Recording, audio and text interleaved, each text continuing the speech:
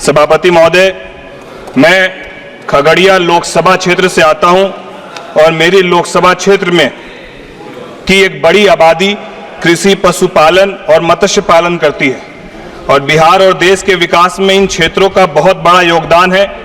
इस क्षेत्र के बेहतर विकास के लिए सरकार ने डिपार्टमेंट ऑफ फिशरीज को 2616 करोड़ और department of animal husbandry and dairy को 4521 करोड़ रुपए दिए हैं। ये हमारे लिए गर्व का विषय है कि इतने महत्वपूर्ण मंत्रालय की जिम्मेदारी हमारे ही बिहार के अभिभावक आदरणीय राजीव रंजन सिंह जी को दी गई। इसके लिए मैं हमारे प्रधानमंत्री जी का भी धन्यवाद करता हूं। इस बजट में कई महत्वपूर्ण योजनाएं और परियोजनाओं के लिए वित्तीय प्रावधान किए गए हैं। Livestock health and disease control programme के लिए 2465 करोड़ रुपए का प्रावधान है, जो राज्य सरकारों को टिकाऊ पशु स्वास्थ्य सुनिश्चित करने के लिए केंद्र सहायता प्रदान करेगा। इंफ्रास्ट्रक्चर डेवलपमेंट फंड के तहत 370 करोड़ रुपए का प्रावधान है, जो दूध के प्रोसेसिंग और चिलिंग इंफ्रास्ट्रक्चर और गांव स्तर पर मिल्क एडल्ट्रेशन टेस्टिंग उपकरणों के लिए है। राष्ट्र गोकुल मिशन के तहत 700 करोड़ रुपए का प्रावधान है, जिसका उद्देश्य देसी नस्लों के संरक्षण और विकास को वैज्ञानिक और समग्र तरीके से करना है। डेयरी डेवलपमेंट कार्यक्रम के लिए 371 करोड़ रुपए का प्रावधान किया गया है, जो विभिन्न दुग्ध संघों और राज्य दुग्ध संघों को मंजूर परियोजनाओं के लिए वितरित किया जाएगा। आदरणीय सभापति महोदय, इन योजनाओं और परियोजनाओं का मुख्य उद्देश्य हमारे किसानों और पशुपालकों की आय में वृद्धि करना है। मैं मंत्रालय से संबंधित कुछ सुझाव देना चाहता हूं, जैसे कि उन्नत नस्लों का प्रचार और प्रसार।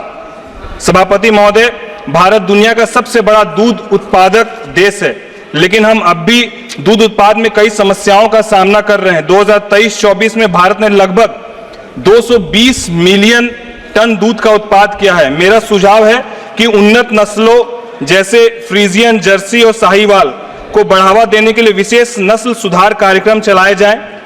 इन नस्लों के लिए विशेष प्रशिक्षण और प्रचार प्रसार अभियानों का आयोजन किया जाए।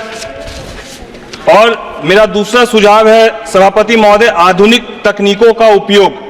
हाल ही में भारत में दूध उत्पादन के स्वचालित उपकरणों की कमी का सामना देखा गया है। केवल 20% दूध उत्पादक की स्वचालित दूध निकालने की मशीनों का उपयोग कर रहे हैं, जबकि अन्य 80% पारंपरिक विधियों पर निर्भर अब भी हैं।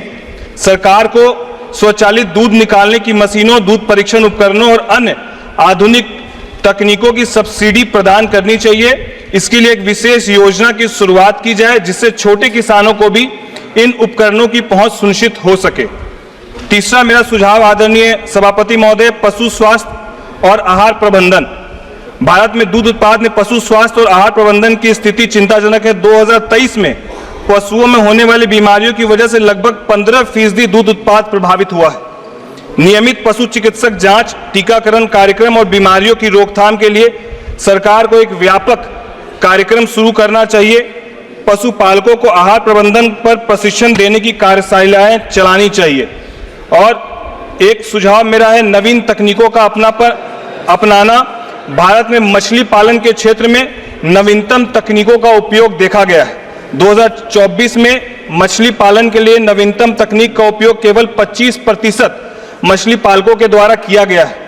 मछली पालन के लिए नवीनतम तकनीक प्रशिक्षण प्रदान करने के लिए विशेष कार्यक्रम और कार्यशालाएं आयोजित की जाए। और अंतिम मेरा एक सुझाव है, मछली पालन में प्रशिक्षण और शिक्षा को लेकर।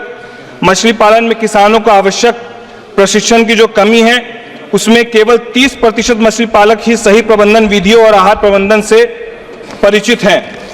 सभापति महोदय, मैं आपके माध्यम से पशुपालन और डेयरी विभाग के प्रस्तावित बजट न केवल आर्थिक विकास के लिए महत्वपूर्ण है, बल्कि सामाजिक और पर्यावरण स्थिति के लिए भी आवश्यक है। हमारे देश के ग्रामीण क्षेत्रों में समृद्धि लाने के लिए इस बजट का प्रभावी क्रियान्वयन आवश्यक है। इस महत्वपूर्ण उद्देश्य की पूर्ति के लिए मैं इन अनुदानों की मांग का समर्थन करता हूं। धन्यवाद।